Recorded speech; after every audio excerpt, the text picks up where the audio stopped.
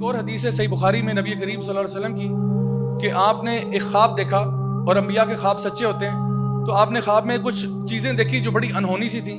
آپ نے دیکھا کہ دو شخص ہیں اور آپ کو قیامت کا منظر دکھایا گیا. ایک شخص جو ہے وہ دوسرا زمین پہ لیٹا ہوا ہے اور ایک شخص بڑا سا پتھر لے کے اس کے سر کے اوپر مارتا ہے. اس کا سر جو ہے نا کچل دیا جاتا ہے، پھر وہ دوبارہ پتھر اٹھاتا ہے، جب تک اٹھاتا ہے اس کا سر واپس آ گیا، پھر اس کا سر پیستا ہے. تو بار بار اس کا سر جو ہے وہ پیسا جا رہا ہے. ایک اور دو شخص دیکھے جس میں سے ایک شخص ایسے آگے لیٹا ہوا ہے، دوسرا جو ہے ایک ہک اس کے یہاں پہ ڈالتا ہے اور اس کی پوری چیکس کو پھاڑ دیتا ہے. پھر اس سائڈ پہ ہک ڈالتا ہے، یہاں سے چیکس پھاڑ دیتا ہے. پھر نیچے ہک ڈالتا ہے، نیچے سے منہ کھول دیتا ہے. پھر اوپر سے ڈالتا ہے، اوپر سے منہ چیر دیتا ہے. اور جب یہ کرتا ہے تو پھر اس کا منہ واپس آتا ہے. پھر وہ پروسیس ریپیٹ کرتا ہے، ادھر سے منہ پھاڑتا ہے، ادھر سے اوپر نیچے. یہ پروسیس بار بار آپ نے دیکھا. بڑے خوفناک مناظر دیکھے آپ نے، صحیح بخاری کی حدیث ہے. پھر فرمایا کہ آپ نے دیکھا کہ کچھ لوگ ہیں جو برہنہ حالت میں ایک تندور میں ان کو پکایا جا رہا ہے. مرد اور عورتیں، ایک بڑا سا تندور ہے، اس کے اندر ان کو پھینکا ہوا ہے اور ان کی چیخوں کی آوازیں بہت دور سے آ رہی ہیں.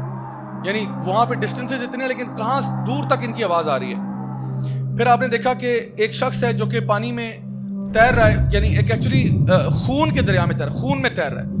اور جب خون میں تیرتا ہے تو ایک پتھر ہے جو اس کے منہ پہ مارا جاتا ہے. جب وہ جو ہے نا کنارے پہ آتا ہے تو جب پتھر اس کے منہ پہ پڑتا ہے تو وہ اس کی بلو سے بہت پیچھے چلا جاتا ہے. پھر وہ پتھر کو اپنے منہ میں لیے واپس آتا ہے. ایک شخص جو کنارے پہ کھڑا ہے وہ پتھر دوبارہ اس کے منہ سے نکالتا ہے، پھر اس کے منہ پہ مارتا ہے اور اتنی زور سے لگتا ہے کہ وہ دور چلا جاتا ہے. پھر وہ منہ کو پتھر میں لیے جو ہے نا دوبارہ سے واپس آتا ہے. پھر وہ یہ پروسیس ریپیٹ ہو رہا ہے کہ بار بار وہ اس خون کے دریا میں تیر رہا ہے، آگے پیچھے بار بار مار بھی کھا رہا ہے اور بار بار پتھر واپس بھی لے کے آتا ہے. پھر آپ صلی اللہ علیہ وسلم نے دیکھا کہ ایک بہت ہی بھیانک شکل کا ایک شخص جو ہے وہ ایک آگ کے ارد گرد دوڑ رہا ہے. ایک بیس نما چیز ہے، بڑے خوفناک سا شخص ہے. پھر آپ نے دیکھا کہ ایک باغ ہے، اس باغ میں ایک اونچا سا درخت ہے اور اس کے ساتھ ایک اونچا سا انسان ہے، بڑا خوبصورت سا، خوش شکل سا. اس کے ارد گرد بہت سارے بچے کھیل رہے ہیں اور وہ ان کے ساتھ بہت انجوائے کر رہے ہیں. اس کے بعد آپ نے دیکھا کہ آپ نے ایک چھوٹا سا ہل کراس کیا. ہل کراس کر کے آگے گئے تو آپ نے دیکھا کہ ایک لیک ہے اور اس لیک کے ساتھ کچھ لوگ ہیں جو آدھے خوبصورت ہیں اور آدھے بہت بدصورت ہیں. تو وہ جب لیک میں جاتے ہیں ڈبکی لگا کے باہر آتے ہیں تو وہ پورے خوبصورت ہو جاتے ہیں.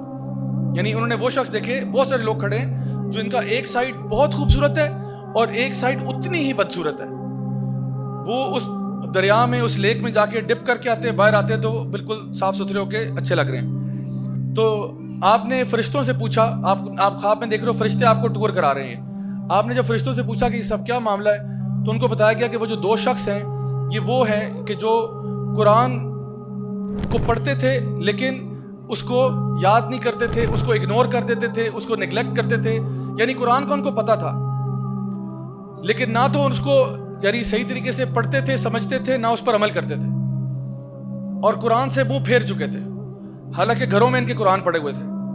تو یہ وہ ہیں جن کے سر پیسے جا رہے ہیں کیونکہ اب آپ کو قرآن کا فائدہ ہی نہیں ہوا نا. آپ نے تو اوپر سے پڑھ لیا لیکن عمل ہی نہیں کیا، سمجھنے کی توفیق ہی نہیں ہوئی آپ کو.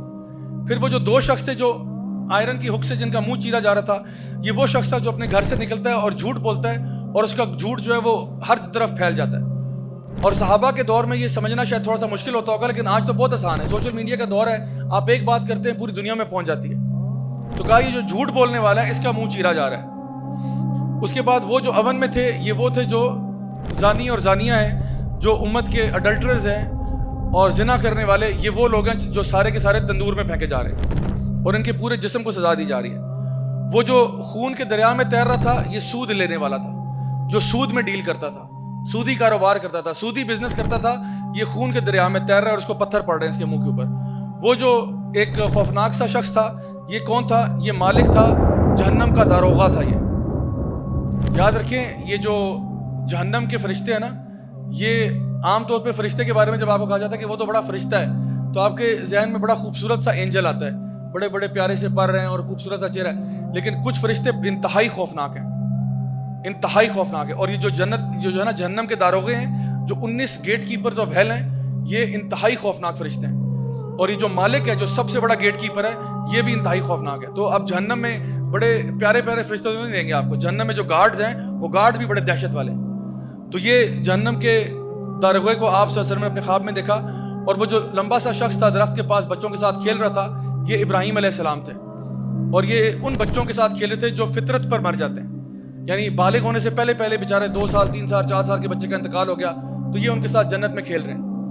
اور وہ لوگ جو آدھے خوبصورت اور آدھے بدصورت تھے یہ وہ لوگ ہیں جو اچھے کام بھی کرتے تھے لیکن برے کام بھی کرتے تھے برابر برابر. یعنی یہ نہیں کہ ایک ہوتا ہے نا انسان نیکی کی طرف جاتا ہے, یہ وہ لوگ تھے جو 50-50 چل رہے تھے کہ بھئی ہم اچھے بھی کرتے ہیں, یہ جی آج رات ناچ گانا بھی ہوگا اور عشاء کی نماز بھی ہوگی, دونوں چیزیں ساتھ ساتھ چل رہی ہیں. بھئی ہم تو دین اور دنیا کو لے کے چل رہے ہیں. یعنی انہوں نے دنیا جو ہے نا وہ اللہ کی نافرمانی کو دنیا کہہ رہے ہوتے ہیں کہ دین بھی ہے لیکن دنیا بھی تو ہے نا, اللہ کی نافرمانیاں بھی تو ساتھ ساتھ ہی چلتی ہیں. حالانکہ اللہ تعالیٰ فرماتے ہیں یا ایھا الذین آمنوا ادخلوا فی السلم کافہ, اے ایمان والو پورے کے پورے اسلام میں داخل ہو جاؤ. ولا تتبعوا خطوات الشیطان, اور شیطان کے نقش قدم پر نہ چلنا. My dear brothers and sisters, یہ میں کوئی فیری ٹیل فکشن کی بات نہیں کر رہا ہوں, یہ ریئلٹی ہے. یہ وہ غیب کی باتیں ہیں جو نبی کریم صلی اللہ علیہ وسلم بتا کر گئے کہ باز آ جاؤ, اللہ کے بندو باز آ جاؤ, گناہوں سے توبہ کر لو, اللہ تعالیٰ کی رحمتوں کے دروازے کھلے ہوئے ہیں. اس کے باوجود تم توبہ نہیں کرو گے تو حالت آگے دیکھ لو کیا ہونے والی ہے. بڑے سے بڑا آپ نے گناہ کیا ہو, بڑے سے بڑا گناہ کیا ہو, اللہ تعالیٰ آج آپ کے پاس موقع ہے, معافی ہو سکتی ہے. اللہ تعالیٰ فرماتے ہیں تو زمین و آسمان کو بھی گناہوں سے بھر دے, میں سے بڑی مغفرت تجھے دے سکتا ہوں. تو سارے سمندروں کو گناہوں سے بھر دے, میں اس سے بڑی مغفرت دے سکتا ہوں. آج موقع ہے, جب مر جائیں گے اس کے بعد توبہ کریں گے تب فائدہ نہیں ہوگا. یہ آفر محدود مدت کے لیے ہے. یہ جو آفر ابھی آپ کو ملی ہوئی ہے نا, یہ محدود مدت کے لیے. تو اس لیے عقل مند انسان وہی ہے جو اس کا فائدہ اٹھا لے.